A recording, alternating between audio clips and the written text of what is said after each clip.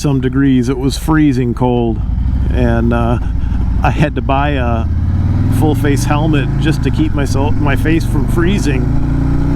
So I bought a helmet then, a full face, and it helped, and it's been nice.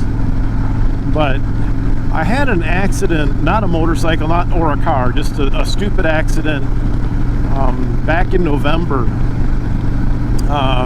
Back when I was just a kid in my 40s, I like to say. I was 49. It was about a couple of weeks before my 50th birthday. My younger daughter Natalie had called me and said that she was kind of freaked out. It was a winter storm. It was like an ice storm, just freezing rain.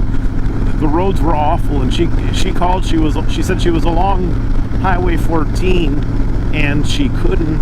She said her car just wouldn't go. It was so slippery that she was kind of in a panic about driving in general. So I said, you know what? I'm on Highway 14 right now. Stay where you are. I'll come to you and I'll pick you up, and we'll worry about getting your car home later. So I was heading down the road. It was super icy. I couldn't believe how icy it was. And I saw there was a squad car along the side of the road with his lights flashing, and there was a car in the median, and I assumed that might be, I thought it might be Natalie. I figured it probably was. It was on Highway 14. It all made sense.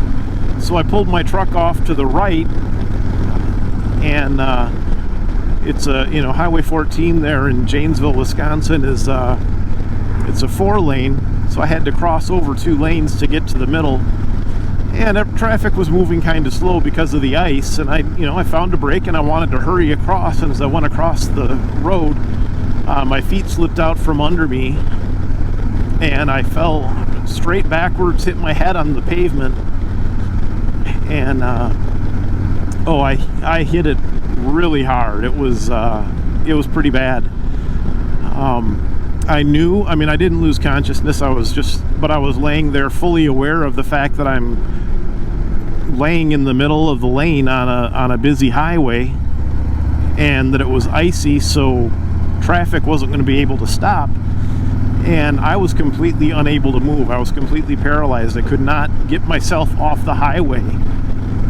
Fortunately, the officer saw me fall, and he was calling out to me to be careful, and he asked me if I was okay, and I tried to tell him I was okay, but couldn't move. But I couldn't get words out of my mouth. I could get just gibberish. I was kind of laughing on the inside, thinking he's going to just think I'm drunk. I fall down in the middle of the road, and now my speech is all slurred. But it ended well. He dragged me off the highway. In fact, I've posted on my Facebook the video. I actually did an interview as a way to thank Officer Deputy Kyle Hathorn for dragging me out of the highway, as a car actually did hit me in the head. But I posted the video and the news story and all that good stuff on my Facebook page. Maybe I'll see if I can link to it on my website too, just for your entertainment. But one thing that did, I know that riding without a helmet, if I get into a big accident, that I'm pretty much toast. That would be how I end. And I accept that. I'm okay with that. And I know Jackie and my family are not really okay with that, but I kind of look at it as, well, at least I die doing what I love doing, and if it's my time, it's my time.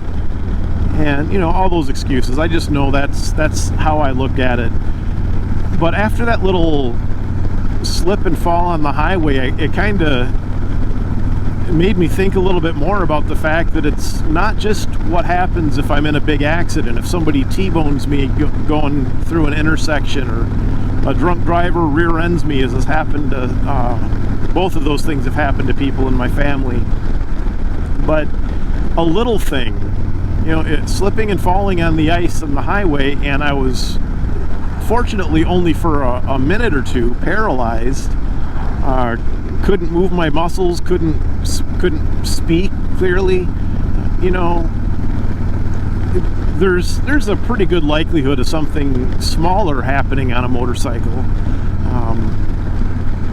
You know, even stopped at a stop sign and somebody comes up behind you and bumps you and you fall over. And let's face it, if you're a motorcyclist and you've been riding for a while, you love your motorcycles, and your instinct, your gut reaction always seems to be to save the motorcycle, not yourself. So I know that if I'm, you know, kind of surprised and hit from behind, there's a good chance that I'm going down with the bike and my head's going to hit the pavement. And, you know, I don't want to be paralyzed, you know, spend the rest of my life having to be fed, or, you know, even worse, from something little. I expect it with something big. It's not okay, but I expect that kind of thing. I've lived with that risk and been fine with it. But I think a little bit more about it now when I realize how even something so small can affect you so much. So since then, I mean, I've only had 3 opportunities on a motorcycle since then. November, this is my 3rd time out.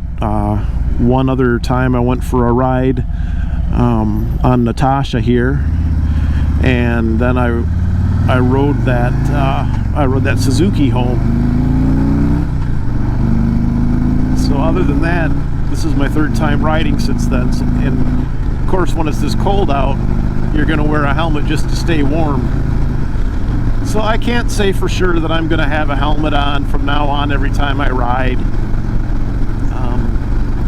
I still have my issues with them. I still would rather see and hear everything around me and maintain awareness and be able to listen to my stereo and have music playing where I can still hear what's around me rather than have it pumping straight into my ears.